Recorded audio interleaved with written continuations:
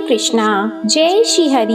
ओम नमः शिवाय। प्रिय भक्तजनों, आज गुरुवार के दिन आप बृहस्पति देव की बड़ी ही दुर्लभ कथा सुनेंगे। इस कथा को सुनने से भक्तों की सभी मनोकामनाएं भगवान बृहस्पति देव की कृपा से पूर्ण हो जाती हैं। तो आइए बड़ी ही श्रद्धा और प्रसन्न चित्त मन से इस कथा को सुनते हैं। भारतवर्ष में एक प्रतापी और दानी राजा राज्य करता था।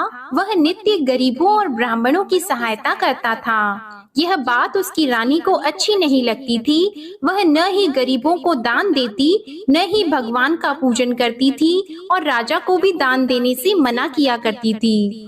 एक दिन राजा शिकार खेलने वन को गए हुए थे, तो रानी महल में अकेली थी। उसी समय बृहस्पति देव साधु वेश में राजा के महल में भिक्षा लेने के लिए गए और भिक्षा मांगी, तो रानी ने भिक्षा देने से इनकार कर दिया और कहा, हे साधु महाराज, मैं तो दान पुण्य से तंग आ गई हूँ। मेरा पति सारा धन लुटाते रहते हैं। मेरी इच्छा है कि हमारा धन नष्ट हो जाए, फिर न रहेगा बांस, न बजेगी बांसुरी। साधु ने कहा, देवी तुम तो बड़ी विचित्र हो। धन संतान तो सभी चाहते हैं, पुत्र और लक्ष्मी तो पापी के घर भी होने चाहिए। यदि तुम्हारे पास अधिक धन है तो भूखों को भोजन दो, प्यासों के लिए प्याऊ बनवाओ, मुसाफिरों के लिए धर्मशालाएं खुलवाओ। जो निर्धन अपनी कुंवारी कन्याओं का विवाह नहीं कर सकते, उनका विवाह करा दो। ऐसे और कई काम हैं जिनके करने से तुम्हारा यश लोक और परलोक में फैलेगा। परंतु रानी पर उपदेश का कोई प्रभाव नहीं पड़ा। वह बोली, महाराज आप मुझे कुछ न समझाएं, मैं ऐसा धन नहीं चाहती जो हर जगह बांटती फिरूं। साधु ने उत्तर दिया, यदि तुम्हारी ऐसी इच्छा है तो तथास्तु। तुम ऐसा करना कि बृहस्पतिवार को घर लीपकर पीली मिट्टी से अपना सिर धोकर स्नान करना, भट्टी चढ़ाकर कपड़े धोना। ऐसा करने से आपका सारा धन नष्ट हो जाएगा। इतना कहकर वह साधु महाराज वहाँ से आलोक हो गए और साधु के अनुसार कही बातों को पूरा करते हुए रानी को केवल 3 बृहस्पतिवार ही बीते थे कि उसकी समस्त धन संपत्ति नष्ट हो गई। भोजन के लिए राजा का परिवार तरसने लगा। तब एक दिन राजा ने रानी से बोला कि हे रानी, तुम यहीं रहो, मैं दूसरे देश को जाता हूँ, क्योंकि यहाँ पर सभी लोग मुझे जानते हैं, इसलिए मैं कोई छोटा कार्य नहीं कर सकता। ऐसा कहकर राजा परदेश चला गया। वहाँ वह जंगल से लकड़ी काट कर लाता और शहर में बेचता था। इस तरह वह अपना जीवन व्यतीत करने लगा। इधर राजा के परदेश जाते ही रानी और दासी दुखी रहने लगी। एक बार जब रानी और दासी को 7 दिन तक बिना भोजन के रहना पड़ा, तो रानी ने अपनी दासी से कहा, हे दासी, पास ही के नगर में मेरी बहन रहती है, वह बड़ी धनवान है, तू उसके पास जा और कुछ लेकर आ, ताकि थोड़ा बहुत गुजार बसर हो सके। रानी दासी की बहन के पास गई। उस दिन गुरुवार था और रानी की बहन उस समय बृहस्पतिवार व्रत की कथा सुन रही थी। दासी ने रानी की बहन को अपनी रानी का संदेश दिया, लेकिन रानी की बड़ी बहन ने कोई उत्तर नहीं दिया। जब दासी को रानी की बहन से कोई उत्तर नहीं मिला, तो वह बहुत दुखी हुई और उसे क्रोध भी आया। दासी ने वापस आकर रानी को सारी बात बता दी। सुनकर रानी ने अपने भाग्य को कोसा। उधर रानी की बहन ने सोचा कि मेरी बहन की दासी आई थी, परंतु मैं उससे नहीं बोली, इससे वह बहुत दुखी हुई होगी। कथा सुनकर और पूजन समाप्त करके वह अपनी बहन के घर आई और कहने लगी, हे बहन, मैं बृहस्पतिवार का व्रत कर रही थी, तुम्हारी दासी मेरे घर आई थी, परंतु जब तक कथा होती है तब तक न तो उठते हैं और न ही बोलते हैं, इसलिए मैं नहीं बोली। कहो दासी क्यों गई थी? रानी बोली, बहन तुमसे क्या छिपाऊं, हमारे घर में खाने तक को अनाज नहीं था। ऐसा कहते कहते रानी की आंखें भर आई। उसने दासी समेत पिछले 7 दिनों से भूखे रहने तक की बात अपनी बहन को विस्तार पूर्वक सुना दी। रानी की बहन बोली, देखो बहन, भगवान बृहस्पति सबकी मनोकामना को पूर्ण करते हैं। देखो शायद तुम्हारे घर में अनाज रखा हो। पहले तो रानी को विश्वास नहीं हुआ, पर बहन के आग्रह करने पर उसने अपनी दासी को अंदर भेजा तो उसे सचमुच अनाज से भरा एक घड़ा मिल गया। यह देखकर दासी को बड़ी हैरानी हुई। दासी रानी से कहने लगी, हे रानी, जब हमको भोजन नहीं मिलता तो हम व्रत ही तो करते हैं, इसलिए क्यों न इनसे व्रत और कथा की विधि पूछ ली जाए ताकि हम भी व्रत कर सकें। तब रानी ने अपनी बहन से बृहस्पतिवार व्रत के बारे में पूछा। उसकी बहन ने बताया, बृहस्पतिवार के व्रत में चने की दाल और मुनक्का से विष्णु भगवान का केले की जड़ में पूजन करें तथा दीपक जलाएं, व्रत कथा सुने और पीला भोजन ही करें। इससे बृहस्पति देव प्रसन्न होते हैं। और व्रत और पूजन विधि बताकर रानी की बहन अपने घर को लौट गई। 7 दिन के बाद जब गुरुवार आया तो रानी और दासी ने व्रत रखा। घुड़साल में जाकर चना और गुड़ लेकर आई, फिर उससे केले की जड़ तथा विष्णु भगवान का पूजन किया। अब पीला भोजन कहाँ से आए, इस बात को लेकर दोनों बहुत दुखी थी। चूँकि उन्होंने व्रत रखा था, इसलिए बृहस्पति देव उनसे प्रसन्न थे। इसलिए वे एक साधारण व्यक्ति का रूप धारण करके 2 थालों में सुंदर पीला भोजन दासी को दे गए। भोजन पाकर दासी बहुत प्रसन्न हुई और फिर रानी के साथ मिलकर भोजन ग्रहण किया। उसके बाद वे सभी गुरुवार को व्रत और पूजन करने लगी। बृहस्पति भगवान की कृपा से उनके पास फिर से धन संपत्ति आ गई, परंतु रानी फिर से पहले की तरह आलस्य करने लगी। तब दासी बोली, देखो रानी, तुम पहले भी इस प्रकार आलस्य करती थी, तुम्हें धन रखने में कष्ट होता था, इस कारण सभी धन नष्ट हो गया, और अब जब भगवान बृहस्पति की कृपा से धन मिला है तो तुम्हें फिर से आलस्य होता है। रानी को समझाते हुए दासी कहती हैं कि बड़ी मुसीबतों के बाद हमने यह धन पाया है, इसलिए हमें दान पुण्य करना चाहिए, भूखे मनुष्यों को भोजन कराना चाहिए और धन को शुभ कार्यों में खर्च करना चाहिए, जिससे तुम्हारे कुल का यश बढ़ेगा, स्वर्ग की प्राप्ति होगी और पितृ प्रसन्न होंगे। दासी की बात मानकर रानी अपना धन शुभ कार्यों में खर्च करने लगी, जिससे पूरे नगर में उसका यश फैलने लगा। उधर एक दिन राजा दुखी होकर जंगल में एक पेड़ के नीचे आसन जमाकर बैठ गया। वह अपनी दशा को याद करके व्याकुल होने लगा।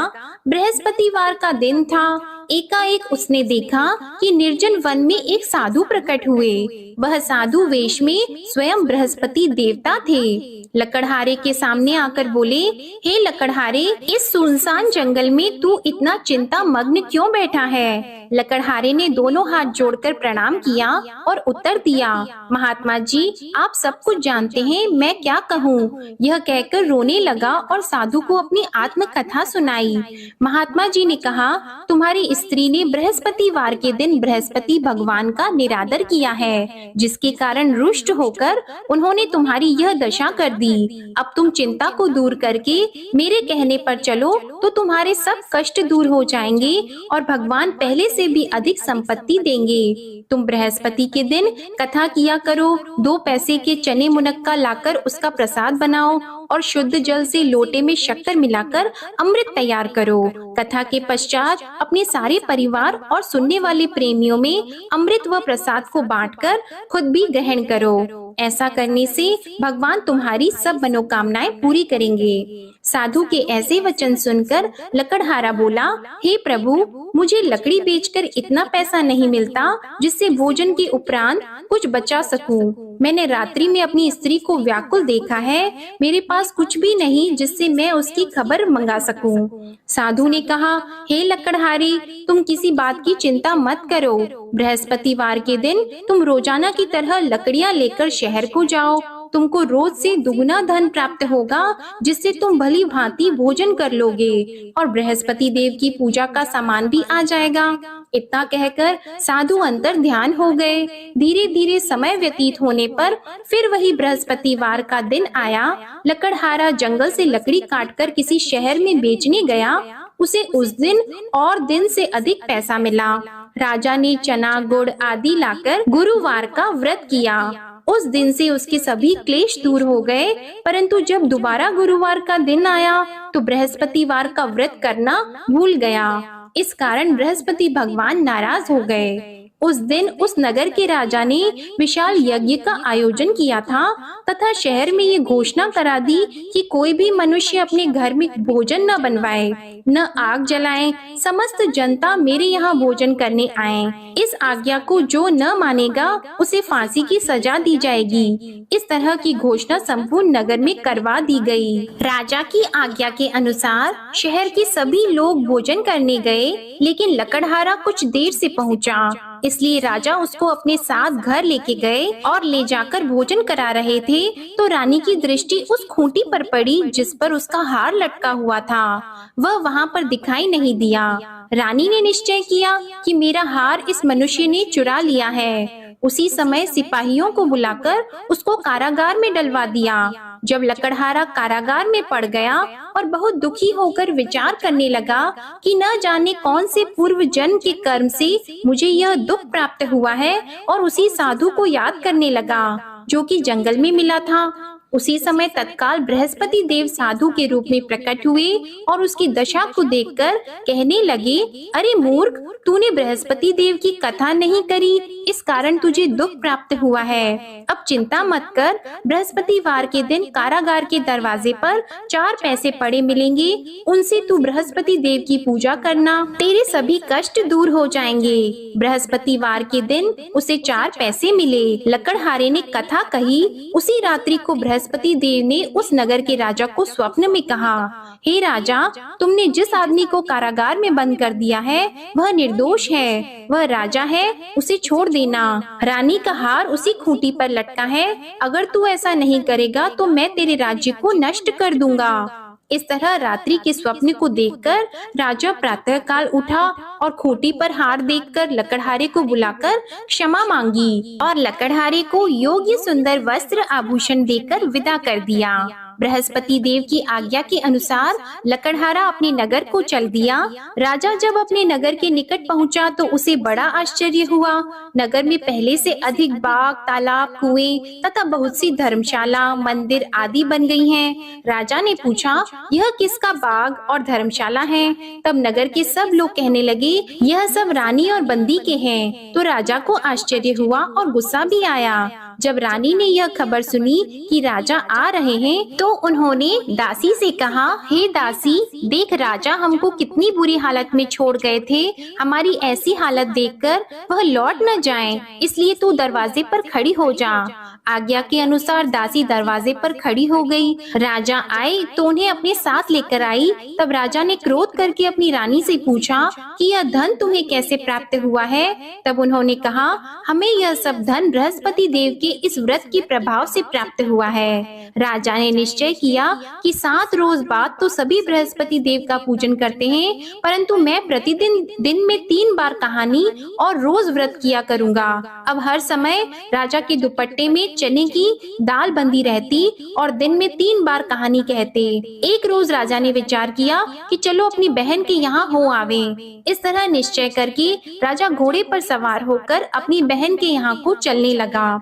मार्ग में उसने देखा कि कुछ आदमी एक मुर्दे को लिए जा रहे हैं। उन्हें रोककर राजा कहने लगा, अरे भाइयों, मेरी बृहस्पति देव की कथा सुन लो।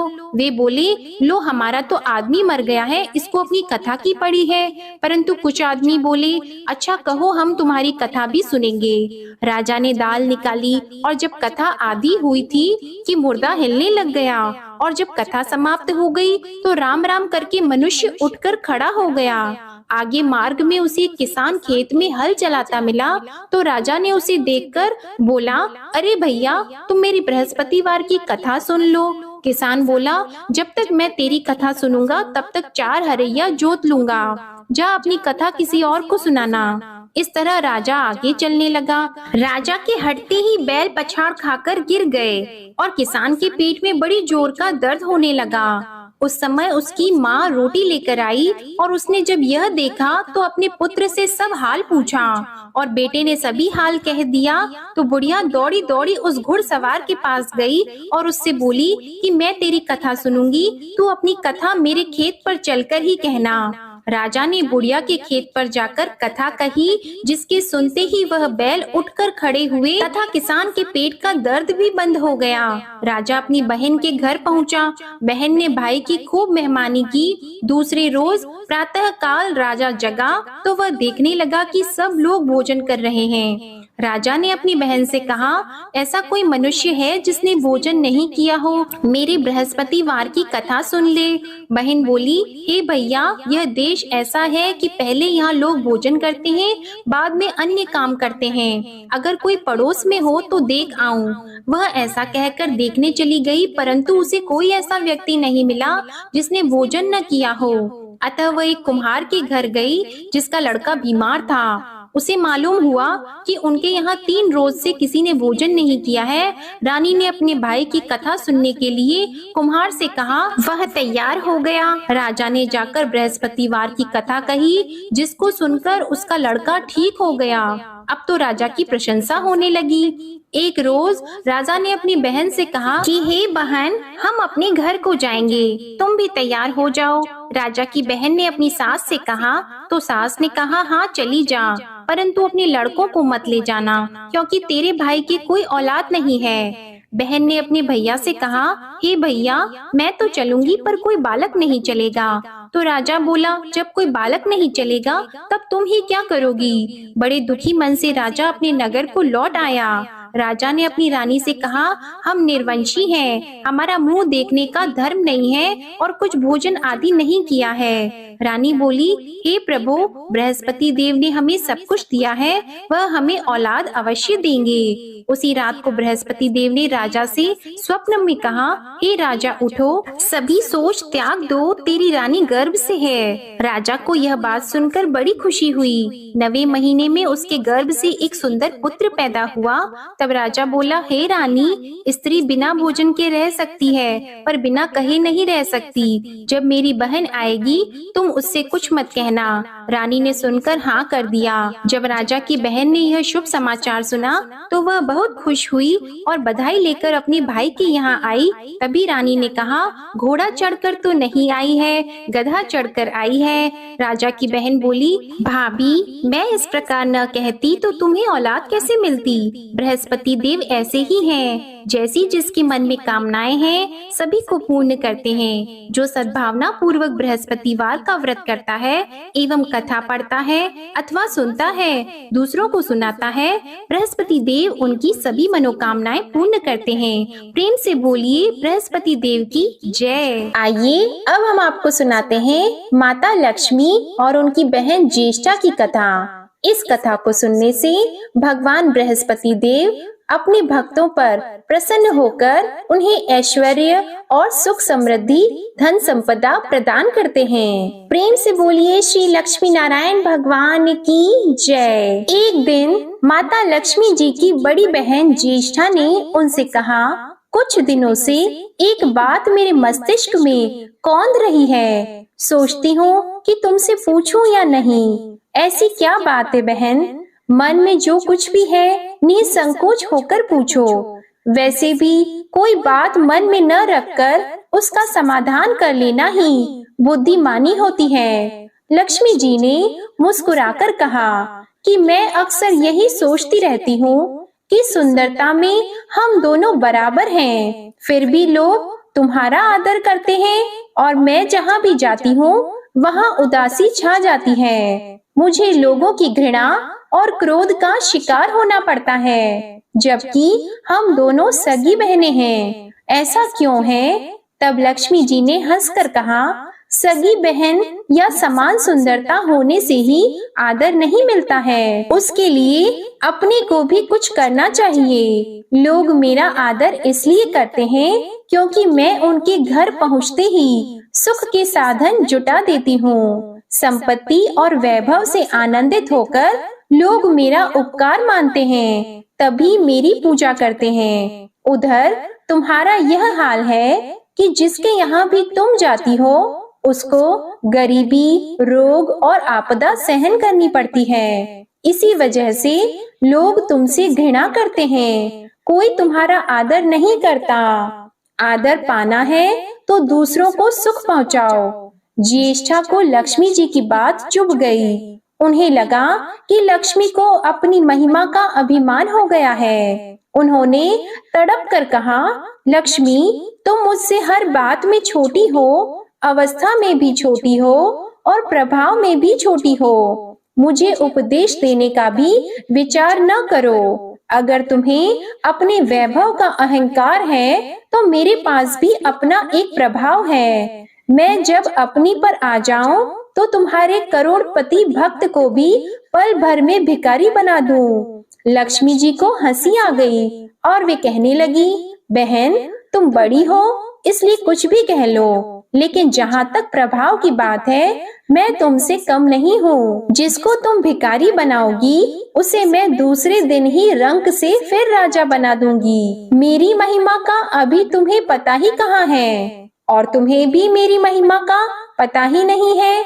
जिसकी तुम सहायता करोगी उसे मैं दाने दाने के लिए भी मोहताज कर दूंगी। देखो बहन, दाने दाने के लिए तो तुम उसे मोहताज कर सकती हो, जिससे मैं रूठ जाऊं। जिसके सिर पर मेरा वरद हस्त न हो उसका तुम कुछ भी बिगाड़ सकती हो, परंतु जिस पर मेरी कृपा दृष्टि है उसका कोई भी बाल तक बांका नहीं कर सकता। अगर तुम अपना प्रभाव दिखाने को इतनी ही उतावली हो रही हो तो कल अपना प्रभाव दिखाकर देख लेना। ठीक है, बोलो कहाँ चले? दूर क्यों जाएं? पास ही अनुराधापुर है, उसमें एक ब्राह्मण रहता है, दीनानाथ। वह रोज मंदिर में पूजा करने जाता है और मेरा पक्का भक्त है। उसी पर हमें अपनी अपनी महिमा दिखानी है। ज्येष्ठा को बहुत ही ताव आ गया। उन्होंने हाथ झटक कर कहा, ठीक है, और चली गई। लक्ष्मी जी वहीं खड़ी खड़ी बहन के क्रोध और अहंकार पर मुस्कुराती रहीं। दूसरे दिन दोनों बहनें अनुराधापुर के विष्णु मंदिर में पहुंची। उन्होंने अपना वेश बदल रखा था। साधारण स्त्रियों की तरह वे दोनों मंदिर के द्वार पर बैठ गईं। लोगों ने देखा अवश्य, किंतु किसी ने उनकी ओर खास ध्यान नहीं दिया। ध्यान देने वाली कोई खास बात थी भी नहीं। वह मंदिर था और वहाँ हर रोज दीन दुखी आते जाते रहते थे। वहाँ आने वाले सभी किसी न किसी परेशानी में घिरे रहते थे। फिर भला उन्हें किसी दूसरे की परेशानी से सरोकार हो सकता था? थोड़ी देर बाद वहाँ दीनू पंडित आया। दोनों बहनों की नजरें उस पर जम गईं। पूजा करके जब वह लौटने लगा तो ज्येष्ठा ने कहा, लक्ष्मी, वह तुम्हारा भक्त आ रहा है, बन पड़े तो कोई सहायता करो। हाँ करती हूँ, कहकर लक्ष्मी जी ने एक पोला बांस दीनू के रास्ते में रख दिया जिसमें मोहरें भरी हुई थी। ज्येष्ठा ने बांस को छूकर कहा, अब तुम मेरा प्रभाव भी देख लेना। पूजा करके लौट रहे दीनू ने रास्ते में पड़ा हुआ वह बांस का टुकड़ा उठा लिया। उसका विचार था कि वह किसी काम आ जाएगा। घर में 100 जरूरतें होती हैं। अभी वह पंडित कुछ आगे ही बढ़ा था कि उसे एक लड़का मिला। लड़के ने पहले पंडित जी से राम राम की, फिर बड़ी ही नम्रता से बोला, पंडित जी, मुझे अपनी चारपाई के लिए बिल्कुल ऐसा ही बांस चाहिए। दादाजी ने यह कहकर भेजा है कि जाओ बाजार से ले आओ। ऐसा बांस पंडित जी कहाँ मिलेगा? दीनू ने कहा, मैंने मोल नहीं लिया, रास्ते में पड़ा था सो उठा लाया। लो, तुम्हें जरूरत है तो तुम ही रख लो, वैसे बाजार में 1 रुपए से कम का नहीं है। तब लड़के ने चवन्नी देते हुए कहा, मगर मेरे पास तो यह चवन्नी ही है पंडित जी, अभी तो आप इसे ही रखिए, बाकी 12 आने शाम को दे जाऊंगा। पंडित जी खुश थे कि बिना किसी हील हुज्जत के रुपया कमा लिया। दीनू पंडित ने चवन्नी लेकर बांस लड़के को दे दिया और वह चवन्नी अपनी डोलची में रख दी। मंदिर के पास खड़ी दोनों देवियां यह सारी लीला देख रही थी। तो ज्येष्ठा ने कहा, लक्ष्मी, देखा तुमने, तुम्हारी इतनी सारी मोहरें मात्र एक चवन्नी में बिक गईं। और अभी क्या, यह चवन्नी भी तुम्हारे भक्त के पास नहीं रुकेगी। चलो उसके पीछे चलते हैं और देखते हैं क्या होता है। दोनों बहनें दीनू के पीछे पीछे चलने लगी। एक तालाब के पास दीनू ने डोलची रख दी और कमल के फूल तोड़ने लगा। उसी बीच एक चरवाहे का लड़का आया और डोलची में रखी हुई चवन्नी लेकर भाग गया। दीनू को पता ही नहीं चला। फूल तोड़कर वह अपने घर चलने लगा। इतने में वही लड़का आता हुआ दिखाई दिया जिसने चवन्नी देकर उससे बांस ले लिया था। करीब आकर वह बोला, पंडित जी, यह बांस तो बहुत वजनी है। दादाजी ने कहा है कि कोई हल्का बांस चाहिए, इसकी चारपाई ठीक न होगी। यह लीजिए, आप अपना बांस वापस ले लीजिए। कहकर उसने बांस पंडित जी के हवाले कर दिया। दीनू ने बांस ले लिया, लेकिन चवन्नी तो डोलची में थी ही नहीं। तब उसने कहा, बेटा, चवन्नी तो कहीं गिर गई, तुम मेरे साथ घर चलो, वहाँ दूसरी दे दूंगा। इस समय मेरे पास एक भी पैसा नहीं है, तब आप जाइए, मैं शाम को आकर घर से ले लूंगा। यह कहकर लड़का अपनी राह लौट गया। बांस फिर से पंडित जी के ही पास आ गया और लक्ष्मी जी हौले से मुस्कुराई। उनको इस प्रकार मुस्कुराते देखकर ज्येष्ठा मन ही मन जल उठी। वह बोली, अभी तो खेल शुरू ही हुआ है, देखती चलो मैं इसे कैसे तिगनी का नाच नचाती हूँ। दीनू बेचारा इन सब बातों से बेखबर अपनी ही धुन में आगे बढ़ा चला जा रहा था। उसे क्या पता था कि वह शतरंज का मोहरा बना हुआ है। वह तो धूप छांव की भांति दोनों बहनों का प्रभाव सहता चुपचाप चला जा रहा था। आगे चलकर गांव का एक अहीर मिला। उसने दीनू को चवन्नी वापस करते हुए बताया, पंडित जी, मेरा लड़का आपकी डोलची से यह चवन्नी उठा लाया था। यह बड़ा ही शैतान है। मैं आपकी वही चवन्नी लौटाने आया हूँ। हो सके तो उस शैतान को माफ कर दीजिएगा। दीनू ने आशीर्वाद देकर चवन्नी ले ली और प्रसन्न मन से उस लड़के को पुकारने लगा, जो शाम को घर आकर चवन्नी लेने की बात कहकर लौटा जा रहा था। आवाज सुनकर लड़का लौट आया। अपनी चवन्नी वापस पाकर वह भी प्रसन्न हो गया। दीनू पंडित निश्चिंत मन से घर की ओर बढ़ने लगा। उसके एक हाथ में पूजा की डोलची थी और दूसरे में वही 5 हाथ का लंबा बांस। राह चलते दीनू पंडित सोच रहा था, बांस तो काफी वजनी है तो मजबूत भी होगा क्योंकि ठोस है। इसे दरवाजे के छप्पर में लगा दूंगा, कई साल के लिए बल्ली से छुटकारा मिल जाएगा। तब ज्येष्ठा को उसके विचार पर क्रोध आ गया। लक्ष्मी जी के प्रभाव से दीनू को लाभ होता देखकर वह मन ही मन बुरी तरह जली जा रही थी। जब उन्होंने देखा कि पंडित का घर करीब आ गया है, तो कोई उपाय न पाकर उन्होंने दीनू को मारने डालने का विचार किया। उन्होंने कहा, लक्ष्मी, धन संपत्ति तो मैं छीन ही लेती हूँ, अब तुम्हारे भक्त के प्राण भी ले लूंगी। देखो वह किस तरह तड़प तड़प कर मरता है। और वह तुरंत सांप बनकर दीनू की ओर दौड़ पड़ी। लक्ष्मी जी को तनिक भी घबराहट नहीं हुई। वह उसी तरह खड़ी खड़ी मुस्कुराती रही। सहसा दीनू चौंक पड़ा। एक भयानक सांप फन उठाए उसकी ओर झपट रहा था। प्राण तो सभी को प्रिय होते हैं, उपाय रहते कोई अपने को संकट में नहीं पड़ने देता। दीनू ने पगडंडी वाला रास्ता छोड़ दिया और एक ओर को भागने लगा, लेकिन सांप बनी ज्येष्ठा उसे भला कहाँ छोड़ने वाली थी। वह तो उस गरीब के प्राणों की प्यासी हो चुकी थी। वह भी दीनू के आगे पीछे दाएं बाएं बराबर दौड़ती ही रही। दीनू घबरा गया। उसने हाथ जोड़कर कहा, नाग देवता, मैंने तुम्हारा कुछ नहीं बिगाड़ा, शांति से अपनी राह लौट जाओ। आखिर क्यों मुझ गरीब के पीछे पड़े हो? व्यर्थ में किसी ब्राह्मण को सताना अच्छी बात नहीं है। लेकिन वह नाग तो ज्येष्ठा का रूप था, जो दीनू को किसी भी तरह डसना चाहता था। प्रार्थना पर कुछ भी ध्यान न देकर वह सांप एक बारगी फुफकारता हुआ झपट पड़ा। जब दीनू ने देख लिया कि बिना संघर्ष किए अब जान नहीं बचेगी, तो उसने प्राण रक्षा के लिए भरपूर जोर लगाकर वही बांस सांप के ऊपर दे मारा। धरती से टकराते ही बांस के 2 टुकड़े हो गए और उसके भीतर भरी हुई मोहरें खन खनाकर बिखर गईं, जैसे लक्ष्मी जी हंस रही हों। दीनू के मुंह से हैरतपूर्ण चीख सी निकली। अरे! थोड़ी देर के लिए वह ठगा सा खड़ा आंखें फाड़े उन मोहरों की ओर देखता रहा। एक पल के लिए तो वह सांप को ही भूल गया, परंतु फिर जैसे उसे झटका सा लगा, सांप का ध्यान आते ही उसने उसकी ओर गर्दन घुमाई तो देखा कि बांस की चोट से सांप की कमर टूट गई है और वह लहूलुहान अवस्था में झाड़ी की ओर भागा जा रहा है। दूसरे क्षण वह मोहरों पर लौट गया और कहने लगा, तेरी जय हो लक्ष्मी माता, जीवन भर का दारिद्र्य आज दूर हो गया।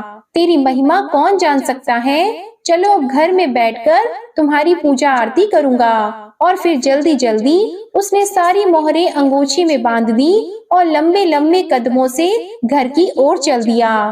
पीछे एक पेड़ की छाया में खड़ी माता लक्ष्मी अपनी बहन ज्येष्ठा से मुस्कुराकर पूछ रही थी, कहो बहन, सच बताना, बड़प्पन की थाह मिली कि अभी नहीं। बड़प्पन किसी को कुछ देने में ही है, उससे छीनने में नहीं। ज्येष्ठा ने कोई उत्तर नहीं दिया।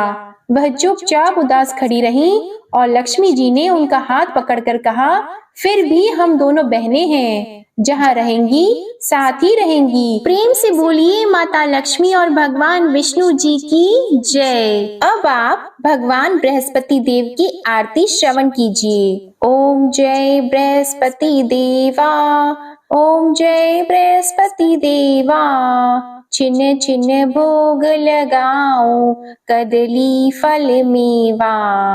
ओम जय बृहस्पति देवा, तुम पूर्ण परमात्मा, तुम अंतर्यामी, जगत पिता जगदीश्वर, तुम सबके स्वामी। ओम जय बृहस्पति देवा, चरणामृत निज निर्मल, सब पातक हरता, सकल मनोरथ दायक, कृपा करो भरता। ओम जय बृहस्पति देवा, तन मन धन अर्पण कर, जो जन शरण पड़े, प्रभु प्रकट तब होकर, आकर द्वार खड़े। ओम जय बृहस्पति देवा, दीन दयाल दयानिधि, भक्तन हितकारी, पाप दोष सब हरता, भव बंधन हारी। ओम जय बृहस्पति देवा, सकल मनोरथ दायक, सब संशय तारो, विषय विकार मिटाओ, संतन सुखकारी। ओम जय बृहस्पति देवा, जो कोई आरती तेरी प्रेम सहित गावे, ज्येष्ठानंद बंद सो निश्चय ही पावे। ओम जय बृहस्पति देवा, ओम जय बृहस्पति देवा। प्रेम से बोलिए भगवान बृहस्पति देव की जय। बोलिए भगवान श्री लक्ष्मी नारायण जी की जय। आपको आज की कथा पसंद आए तो वीडियो को लाइक करिएगा, शेयर करिएगा, कमेंट में भगवान बृहस्पति देव जी की जय लिखिएगा और चैनल को भी सब्सक्राइब करिएगा। जय श्री कृष्णा।